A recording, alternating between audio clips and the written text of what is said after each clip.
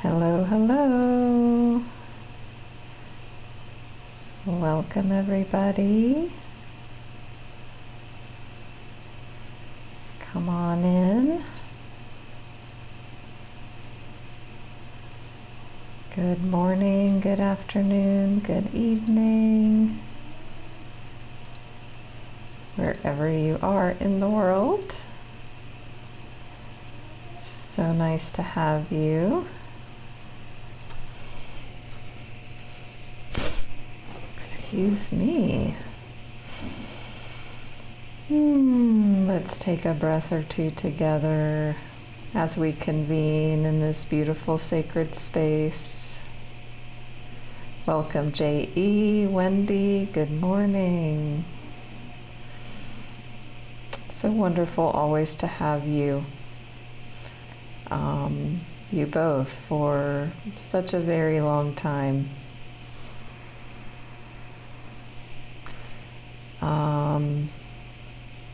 Yeah, it's Sunday morning here in Mexico. The last day of May. Today is a full moon, a blue moon, meaning 2 full moons in 1 month. The full moon is in Sagittarius.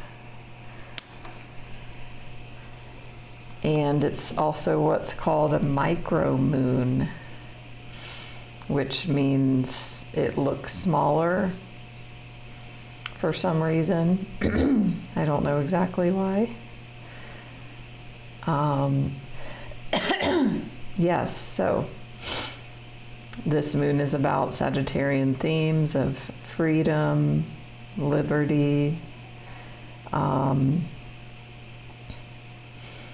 philosophy, higher learning, long distance travel. Those are all Sagittarian energies. So, does everybody have a full moon ritual ready for themselves?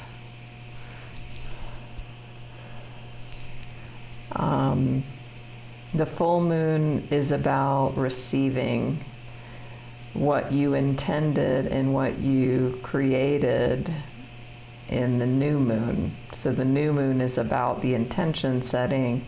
The full moon is about the receiving of the manifestation. I actually screenshotted something I want to read since we're talking about the full moon here. Hi, Jacqueline. Good morning.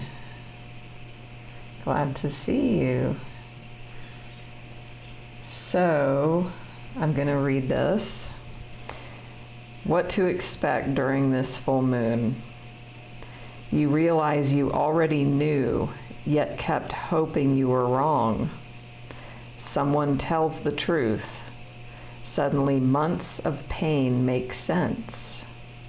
The future you planned around no longer exists. A person, a promise, and a possibility loses all meaning in one conversation. That sounds intense. You see where belief turned into self-abandonment. You realize you weren't waiting, you were avoiding. Something you defended starts feeling embarrassing to explain. The reason it never worked becomes obvious and impossible to argue. What you called patience was fear of changing direction. You stop asking if it can still happen and start asking why you wanted it so much.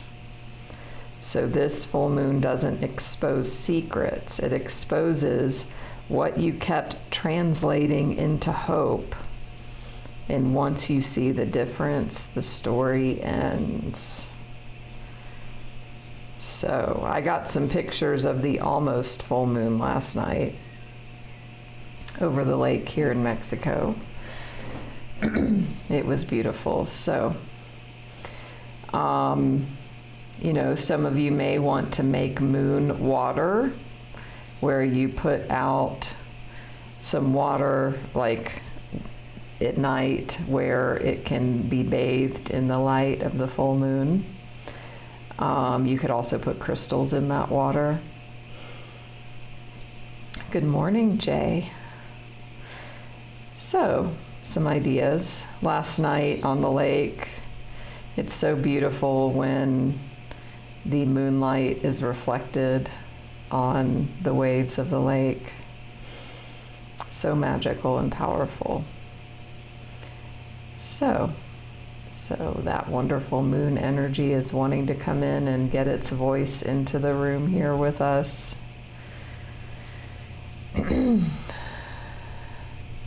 That's a wonderful question, Jay, that I don't have an answer to.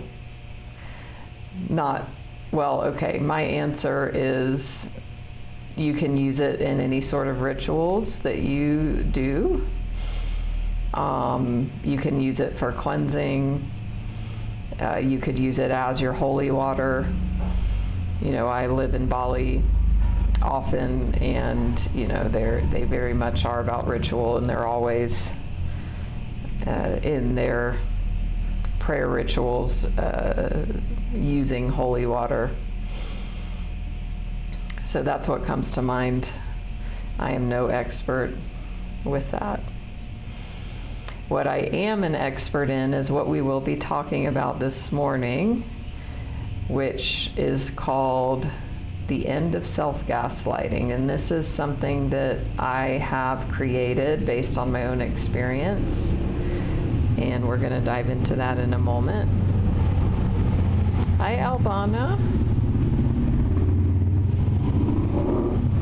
That sounds beautiful. And yes, drinking as well. Does anybody have Sagittarius in their chart? And, for me, astrology is one of my favorite hobbies, and tomorrow is June, my birth month, so it's very top of mind for me, and I will be 50 in very soon, and that's mind-blowing and crazy and weird. So astrology and birth signs are in my mind a lot lately. I am also a Sagittarius moon, so yes, this full moon will be more impactful for those of us who have Sagittarius placements. Welcome, Albana. Thank you. So if you are new to me, please give me a follow here in Insight Timer if you don't already and you care to. Thank you, Sarah. Welcome. I will be in Peru for my 50th. I will be in Machu Picchu 2 days after my birthday because they were booked, and that's all is perfect. So I'll be spending a memorable birthday in Cusco, Peru. And I'm leaving in a week tomorrow, so my Sagittarian energy is getting very excited for travel. I've barely traveled in a year and a half. So you can follow me on Insight Timer, follow me on YouTube where I'm streaming this also, follow me on Facebook, Instagram. I'll be posting stories and things, of course. So, thank you. All right. And I don't know if I said already, I am a spiritual life coach. I'm also a Reiki master teacher. And I help people get unstuck in their lives through doing both the inner work and the outer work. The inner work is where my joy and passion comes, because exactly what we're going to talk about today, self-gaslighting, is the perfect example of what can really make a difference and help people change their lives by changing their relationship with themselves. So we work in these very deep layers that then help you to create new results in your outer experience. So the inner reflects the outer. I also work with people on the outer goals. So I do what's called soul line and goal line work. The soul line is the juicy inner work. The goal line is the juicy outer work. So, taking the actual tangible actions to create what you want in your life. If it's more money, a new career, if it's a trip to Machu Picchu, you need to create the income for and the time off. If it's leaving a partnership or creating a new one, if it's a move across the world or the country, any and all of those things. Health challenges. I have been sugar-free for 5.5 years, so I do coaching on sugar addiction recovery. Thank you, Jacqueline. Hi, Denise.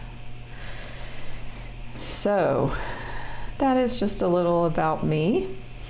And I want to start today's topic about self-gaslighting with asking you all here first, let's orient into what gaslighting means on its own, because if you don't have a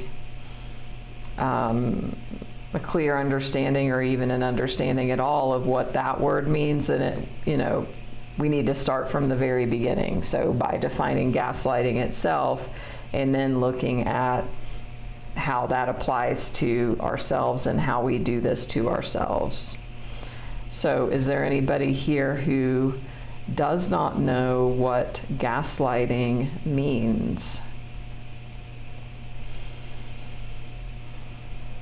Going once, going twice. It's become such a common phrase,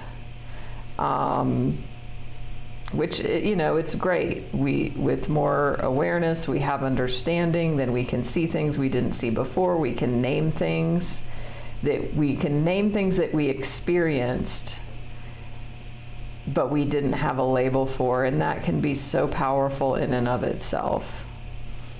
So gaslighting is a term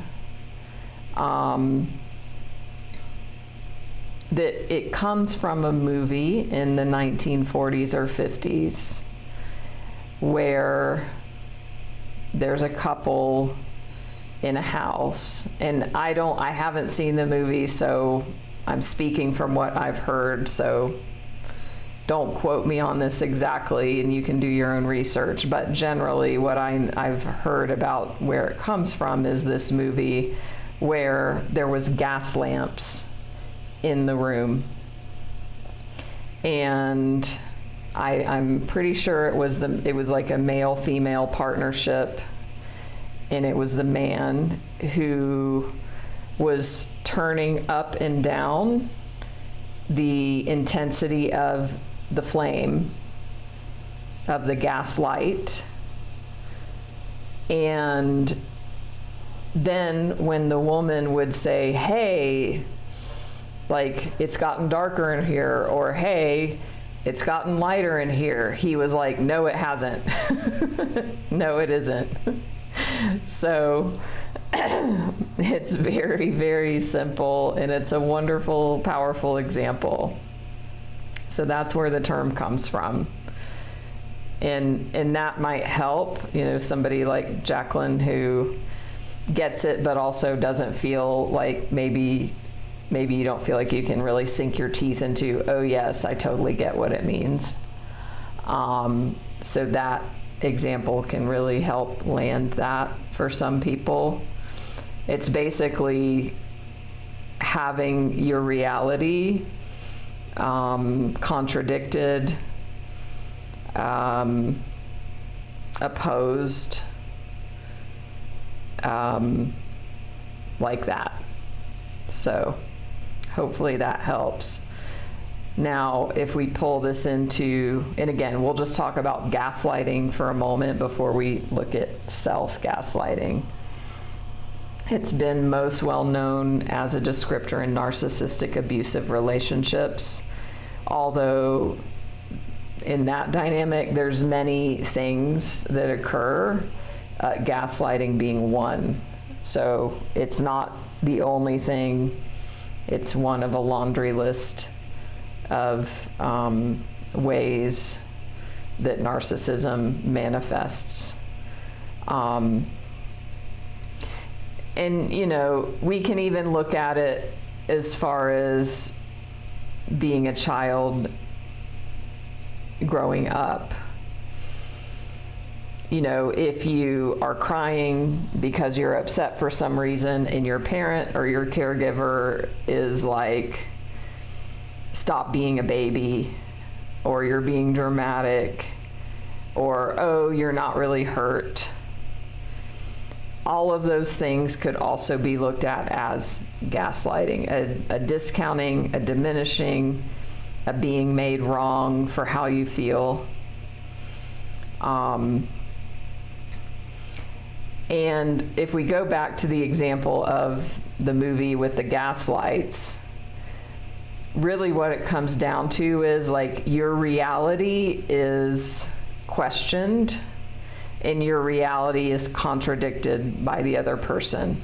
Like I said, he turned up the lights and the woman is like, oh, it's brighter in here.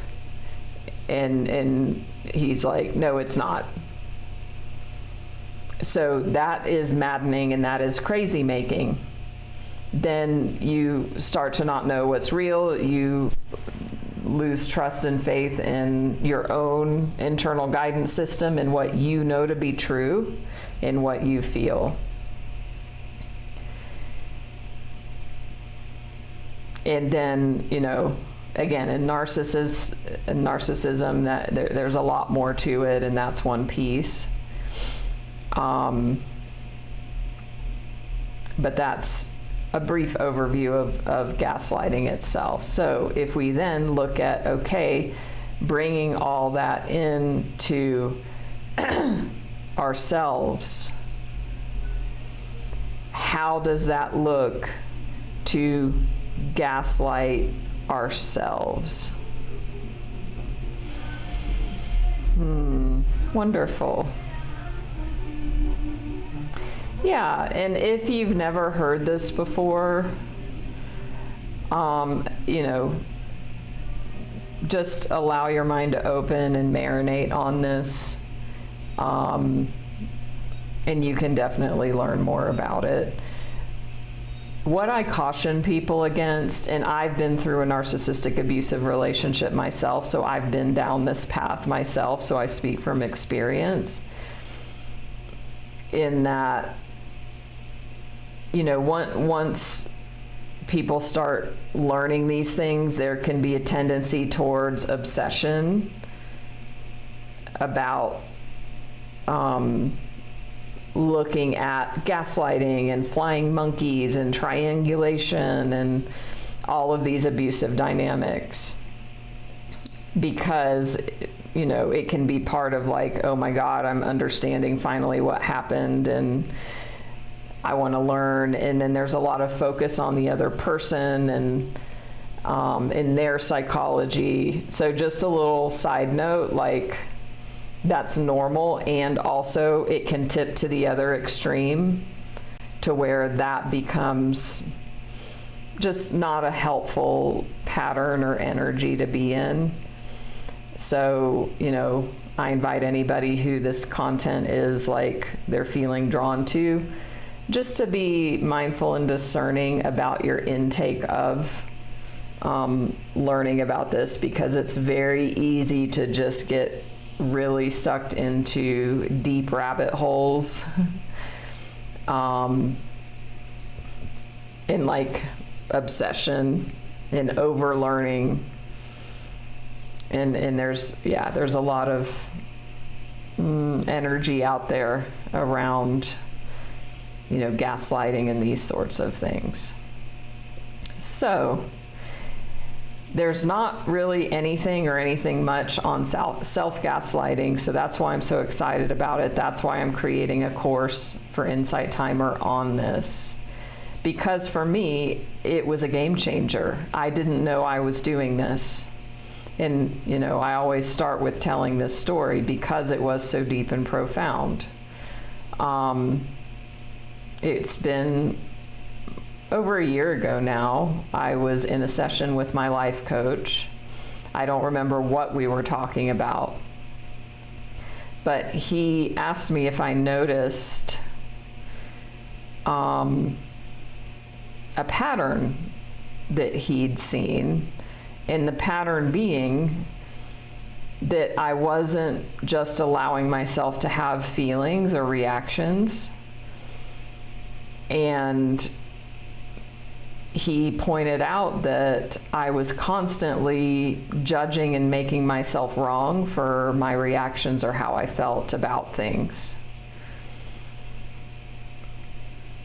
And then he started this process in the session of validating me and validating my experience. And he spent about 10 minutes, or maybe even 15, it felt like a very long time, of validating why I feel the way I feel, where it comes from. Of course that I would have this reaction and response given everything I'd been through in my life up until that moment. Given my childhood, given my parents, given my addiction, given everything, it would make sense that I would feel the way I feel, have the reactions that I had.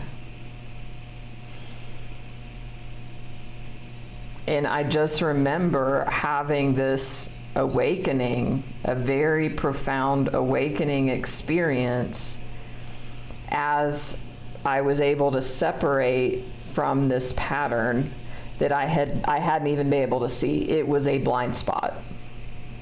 So coaching, that's when coaching is so powerful, is helping people see a blind spot. Because when we're blind to it, it runs us and we don't know it. And that's what this self-gaslighting was doing. It was a pattern that I didn't know existed up until that point, that was part of my identity and who I was. And I remember a few days later, I was upset with something happening in my life, a relationship dynamic. And I remember I got up in the morning and I just did not feel great, and I kept thinking about it. How many of you can relate to just having this feeling inside of like pressure building or constriction, contraction, and then obsession in the mind, where your mind can't stop looping about something and you feel this tightness here, but it's like this stuck place, and underneath there's deep emotion that wants to be released, but because of the mind looping in this contraction, it's like you can't access it. And it might even be kind of a normal state of being for some of you, because that's how we cope and deal and distract. So I went to sit in my meditation chair, just with this kind of running almost subconsciously. And I remember, I'm not trying to meditate. I was meditating. I was. And all of a sudden, I remembered my coach and I remembered the session. And suddenly an awareness came of like, oh my gosh, I am pushing all this away because I'm judging that I shouldn't feel this way and that I'm wrong for feeling the way that I feel about this situation. And the minute I remembered that, I burst into tears. And I said to myself, as my coach had modeled, like, it makes sense that I feel this way right now. It makes sense that I'm upset. And it's so simple, but it's so profound. Because there's this constant, almost subconscious until it becomes conscious, battle that comes from our childhood conditioning of, you're not okay for feeling this way. And it doesn't make, it's like, it's not okay to feel how I feel. And I'm wrong for, how many of you have been made wrong for how you feel? Seriously.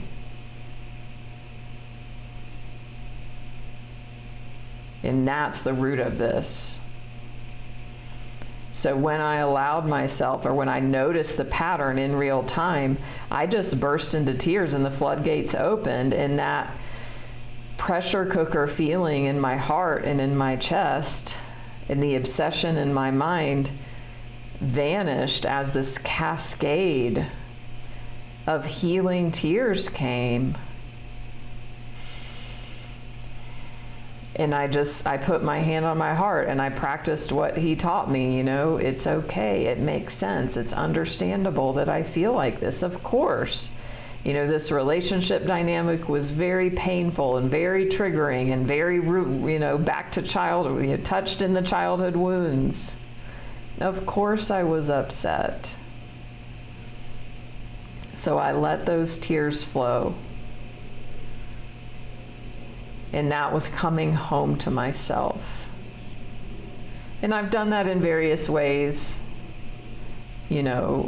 over the decades of being on this journey of awakening.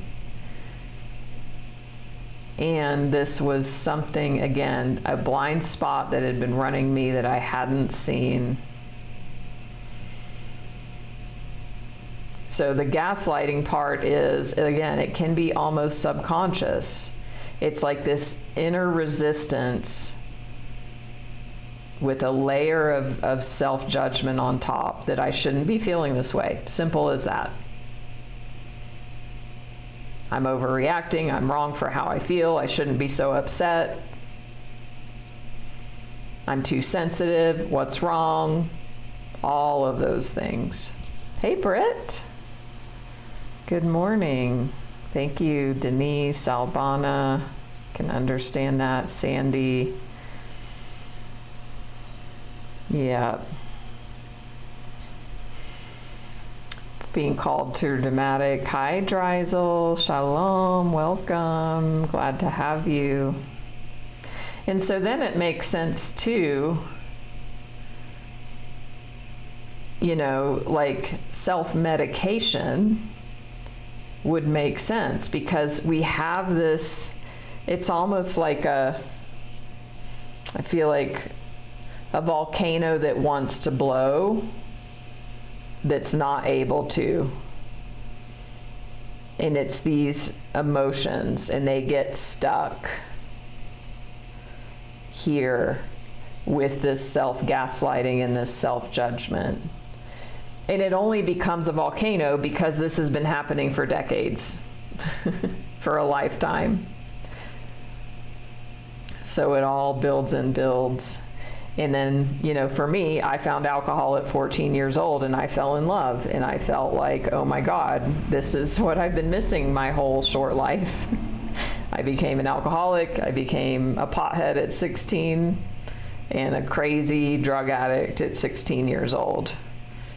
So it's like that became my solution for this dis-ease. There was a dis-ease in my body with my feelings all the time.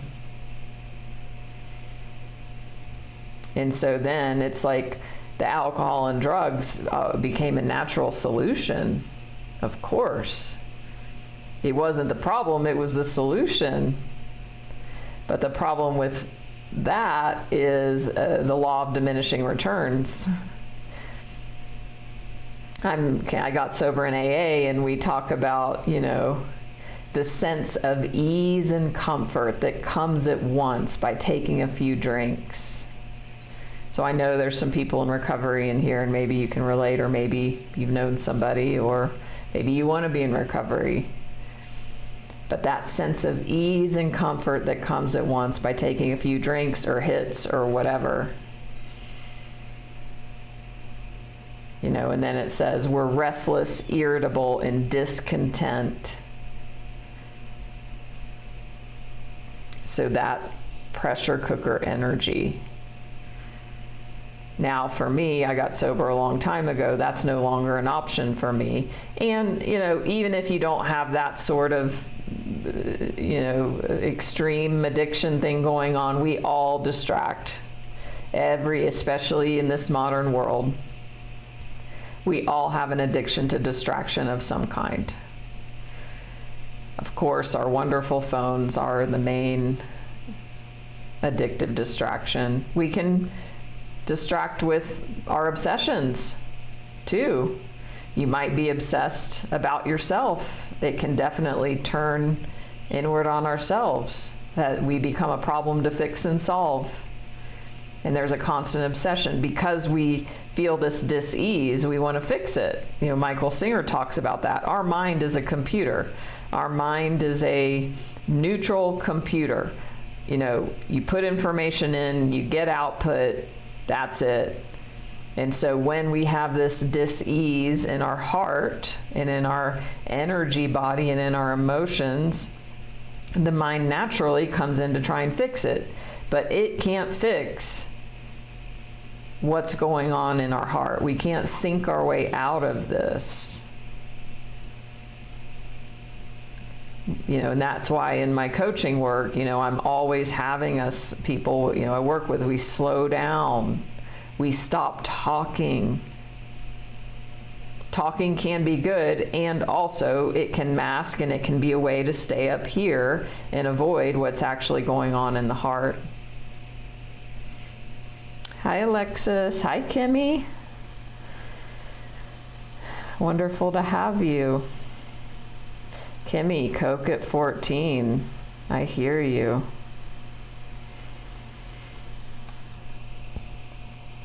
Yeah, I love that. Excuse me, that description, being unable to be in the present moment. And I would add to that, being unable to be in our bodies, or to feel like we can be safe in our bodies. So that's why we use something, and that's why we go into our obsession in our mind. Wonderful, Alexis. Congrats on 4 weeks with no pot. That is so hard. I so acknowledge you. And Dreisel, yes, I hear you on that. I'm with you. And then Albana, that's a great point.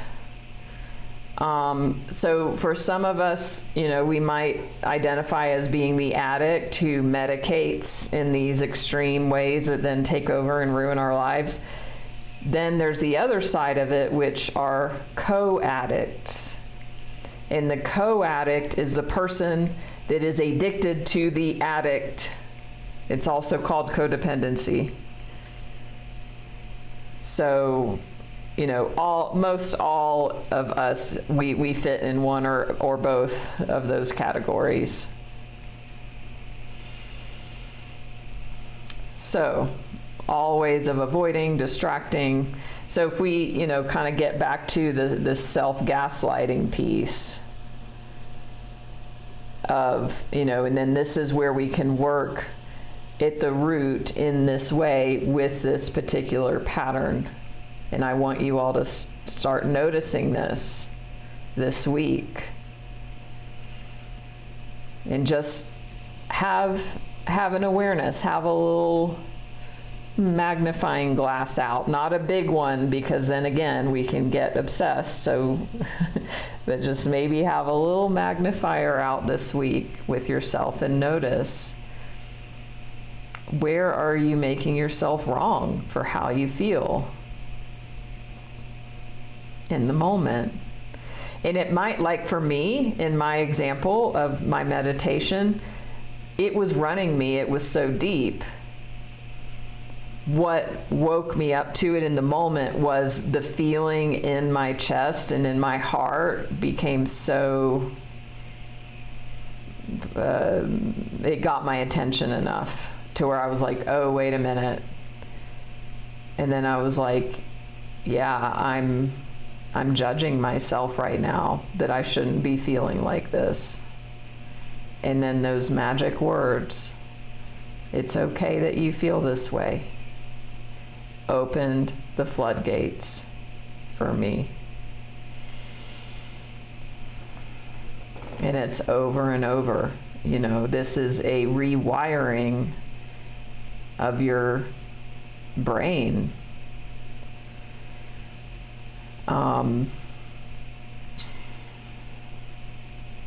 And, you know, this is being human. You know, bless our hearts. This is reparenting. This is reparenting ourselves.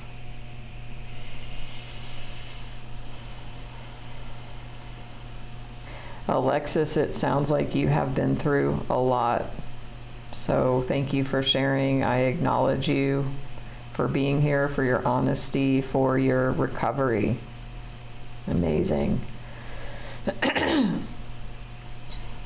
So what words or what phrases, if you start thinking about this for yourself, do you see that you might use? And again, can be so deep. It's about bringing this to light. Do you feel you overreact? And you might say that, again, it might be almost subconscious. I'm overreacting, I'm too sensitive, this isn't a big deal. Why can't I just get over it? I should be grateful. I have a great life. That came up for me yesterday in a conversation with my sister, and it's a very human thing to do, a very privileged human thing to do, and that's okay. Again, we don't want to make ourselves wrong. You know, I was talking about some things that were going on in my life, and my sister's son has a very serious medical problem. He's like 8 years old, and it's been, you know, it's been heavy and it's been a lot, and she's been going through that. And so, you know, as I shared my issues, then I was like, well, I know you're going through a lot more than this. I feel like my problems are nothing, you know, compared to yours. And I mean, as I said it, I'm like seeing what I'm doing, but it's so innate, right? But that's self-gaslighting. Yes, sure, people have bigger problems, and that doesn't diminish or discount how I feel about what I'm going through. And so that's when, again, that loving parent voice can come in and be like, yeah, it makes sense. Of course, given everything in my life, it makes sense that I feel this way. And then interestingly, then my sister was talking about her challenges. Then she was like, well, you know, other people's kids, they have so many worse problems, you know, and it's like, oh, we're both doing this. Jay, our thoughts are not facts. Yes, and that to me is the essence of one of my favorite teachers, Byron Katie, who teaches that basically in a nutshell, like, don't believe everything that you think. Thank you, Dreisel. Thank you very much. So if we look at where this comes from, as everything else, no surprise here, childhood. Maybe you were told your feelings were too much, or you were too much. Another way this comes up for those of us on the healing journey, on the spiritual path, you know, awakening, self-realization, becoming the best version of yourself, self-improvement, personal development, all of these wonderful things. This is where spiritual bypassing can wriggle itself in very sneakily. So, because spiritual bypassing is a form of self-gaslighting. So, I want to slow down on this and ask, do you know what spiritual bypassing is? I imagine some of you do, but maybe some of you haven't heard this term before.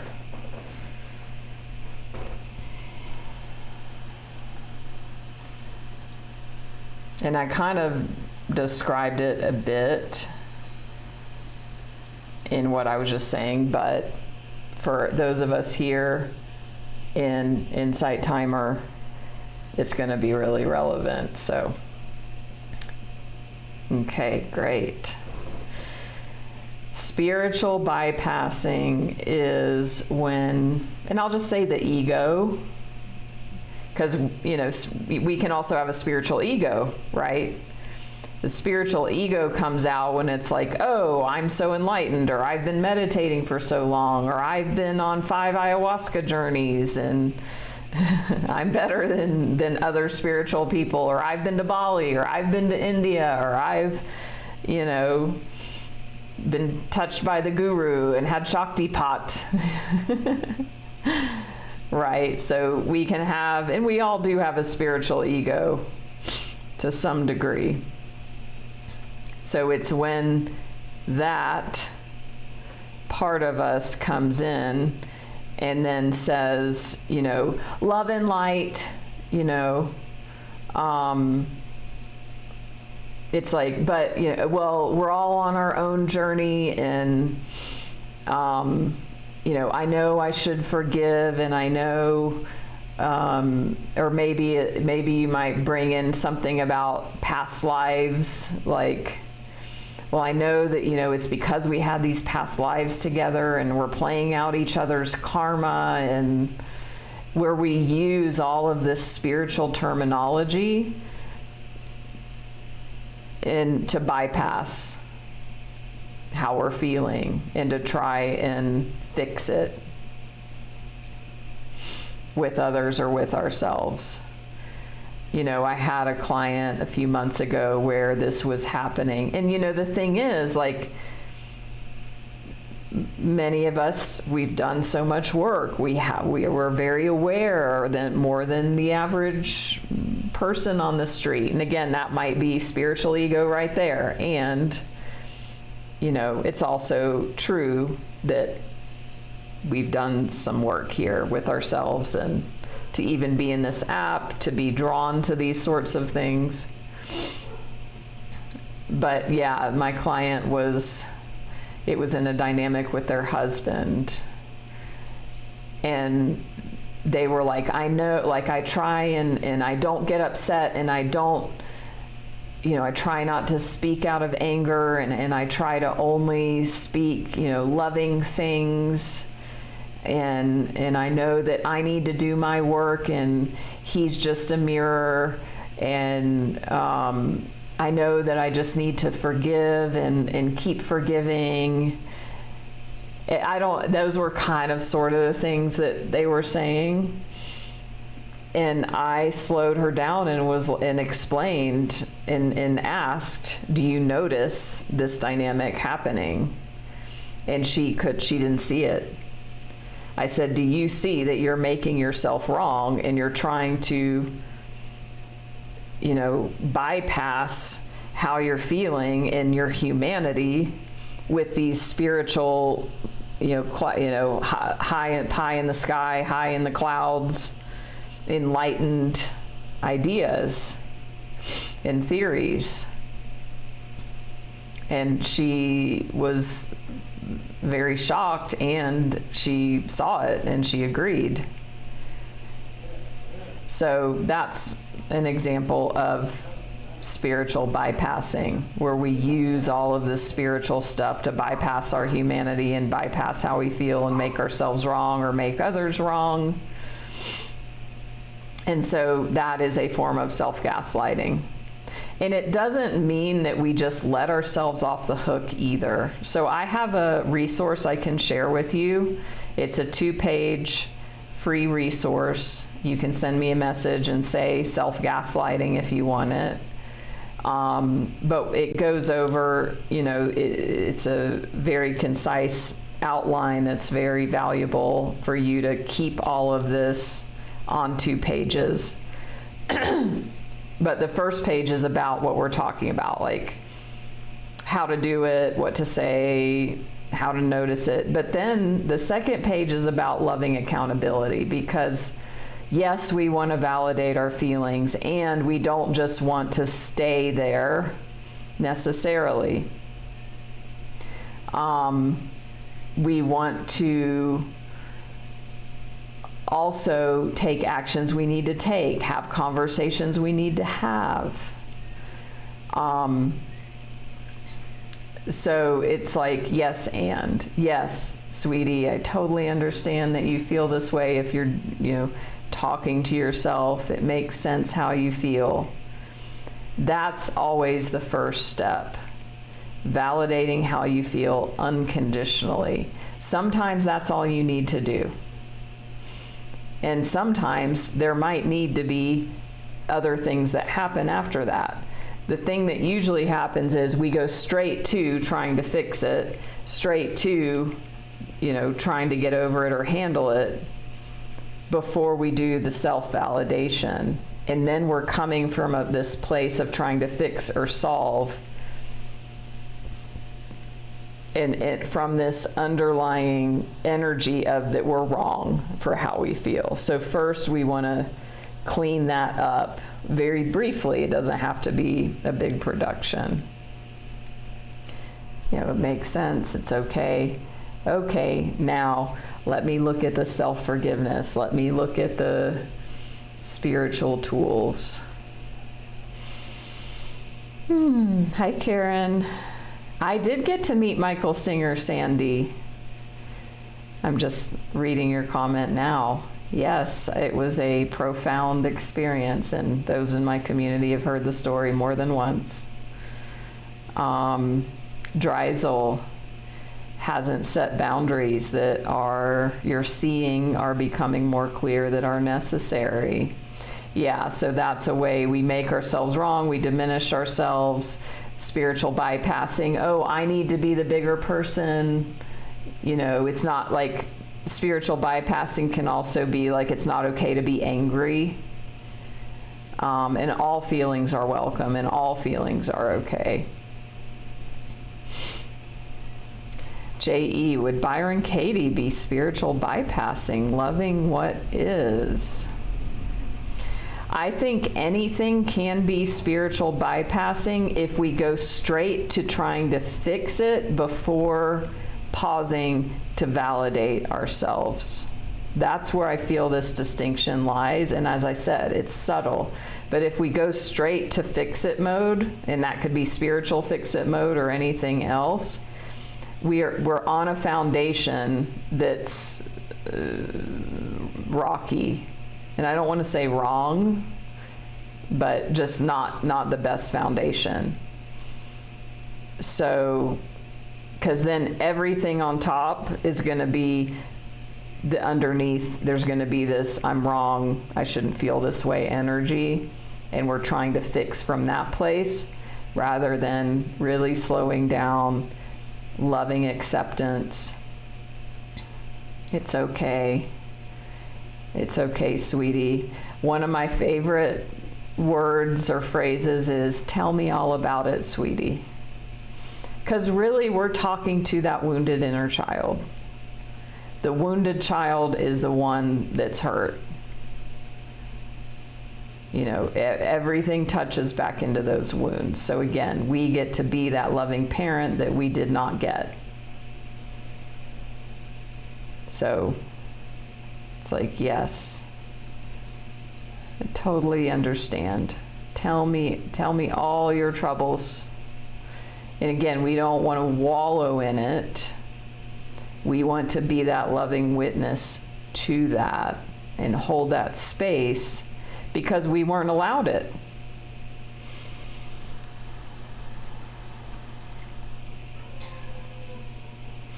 So I feel like once we do that piece, then whatever spiritual tool we're going to use is going to be imbued with a different energy. And that includes Byron Katie. Wonderful, Britt. Because again, if we go back to and bring in, you know, like I was talking about, like the addiction piece or the distraction, you know, there's something inside, we don't like how we feel, we try to change it with whatever means. And this dovetails in perfectly to Michael Singer's work as well. You know, I mean, it's like all the spiritual teachers are teaching essentially the same thing, using their own languages, which is wonderful. So we can, you know, take what resonates with us. So, you know, Michael Singer talks about never closing your heart, relaxing and releasing. It's very similar to this in its own way.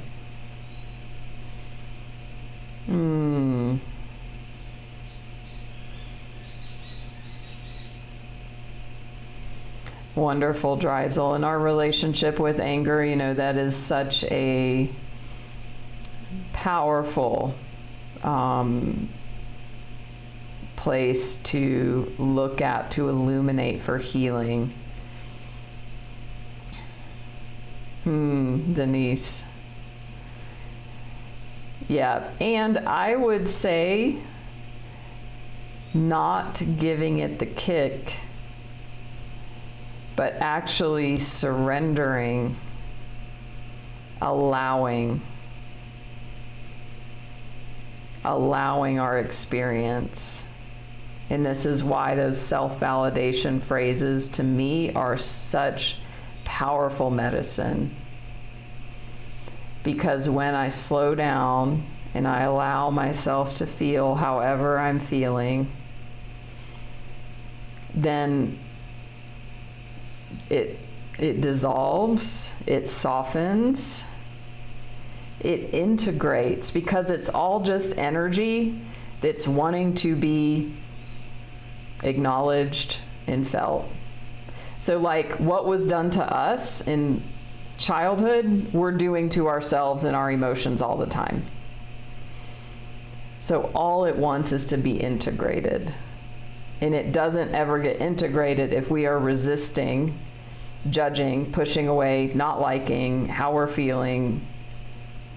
And then of course we do it to everyone around us when we're doing it to ourselves in our own ways.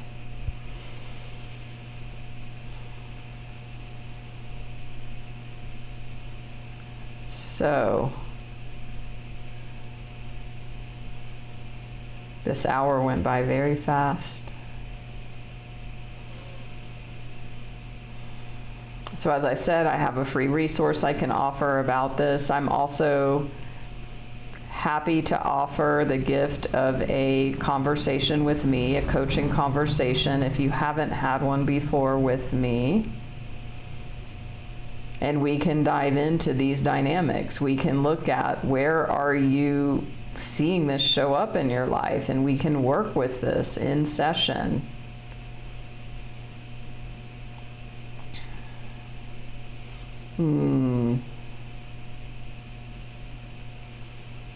That sounds really powerful, Denise, to work with MS symptoms when, yeah. Accepting, releasing, for sure. So, you mean, Sarah, are you talking about the full moon or something else? I don't think I read anything else. Oh, it was a meme I got on my Facebook. So if you want that, send me a message. I can get it to you. We opened talking about the Sagittarius full blue moon. So, so let's take a moment before we close and let's just practice this. You can close your eyes or not, but putting your hand on your heart. Touching your body, putting a hand on your arm, hugging yourself, putting a hand on your heart. It really is powerful in ways that it seems so simple, but it's very powerful. So that part is really important if it's available to you. If you're at work talking to your boss, like maybe it's not appropriate to put your hand on your heart, but whatever. Like, I feel like this is a big part of it. Breathing and slowing down the breath and just feeling into your heart center and just noticing. Thinking about where are you making yourself wrong? Where are you not allowing it to be okay for however you feel right now? And you might not have an example, and that's okay.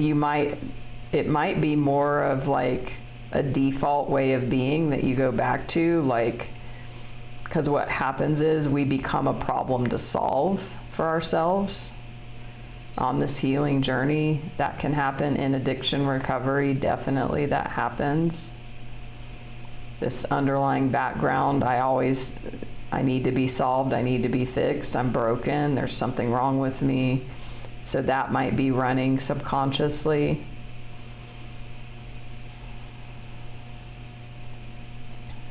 And just putting the hand on the heart. Just like, it's okay. It's okay how I feel. It's okay that I feel this way. It makes sense. It's totally understandable given everything in my life, given everything I've been through, given my childhood, given my upbringing, given my life circumstances, given what's happened to me.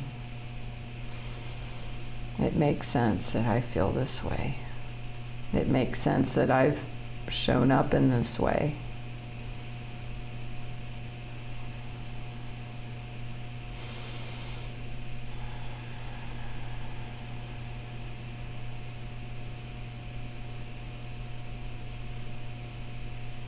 It's totally understandable.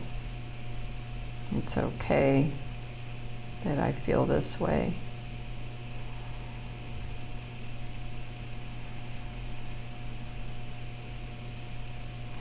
And for me, it feels like magic. There's just this, how many of you notice just a softening, a loosening, a relaxation from a gripping inside?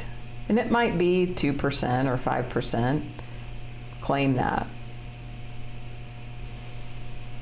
Thank you, Dreisel. Thank you.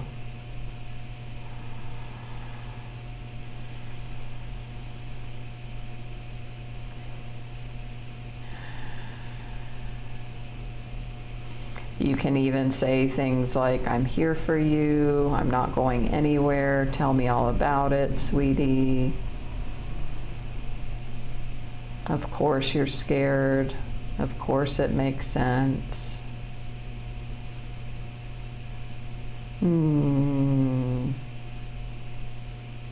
Sandy, that sounds intense to feel like you're grasping at your life. So again, you can validate yourself. It makes sense that I feel like I'm grasping at my life, given whatever's happened for you to lead you to this place.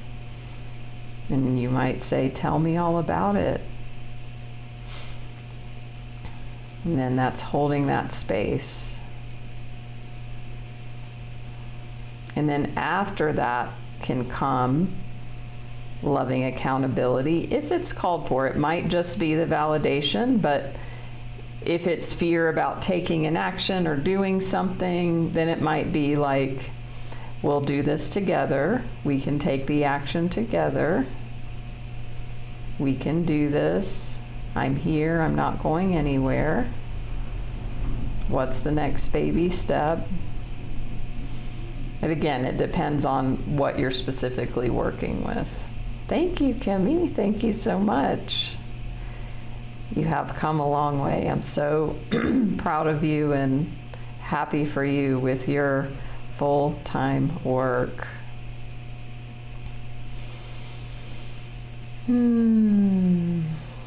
So if you haven't already and you care to, please give me a follow here on Insight Timer, also YouTube. I'm double live streaming this right now, so you can catch the replay there.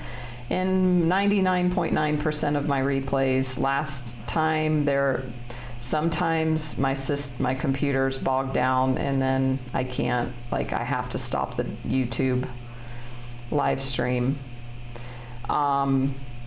I will be here same time next week, and I will also be here, actually let me post it here in the window, the next live stream.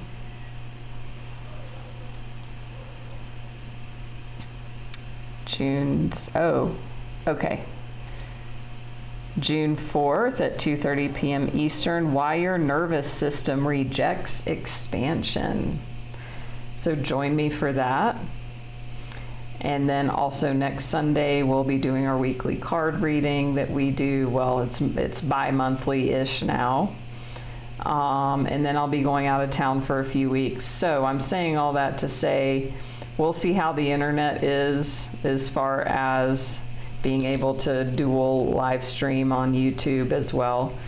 Regardless, I may be able to process and put up my live streams as just YouTube videos. I've done that for years as well. So either way, you can go over there if you'd like.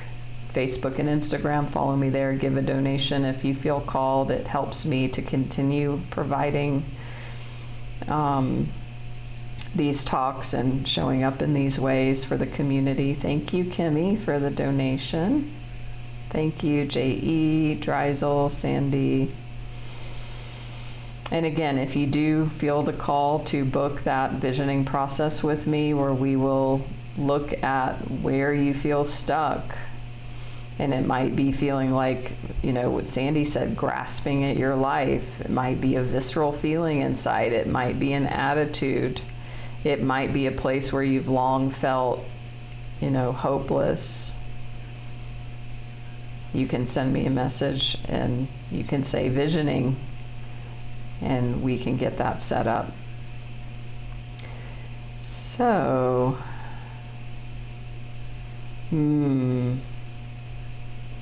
wonderful, Alexis, and thank you for sharing, being vulnerable. It sounds like you have been through a lot in your life, and so, you know, practicing this whenever you do feel anger, sadness, it makes sense. It makes sense that I feel this way. So, have a wonderful Sunday. Have a wonderful blue moon, Sagittarius full moon. I will see you all on June 4th, 2:30 p.m. And much love and namaste.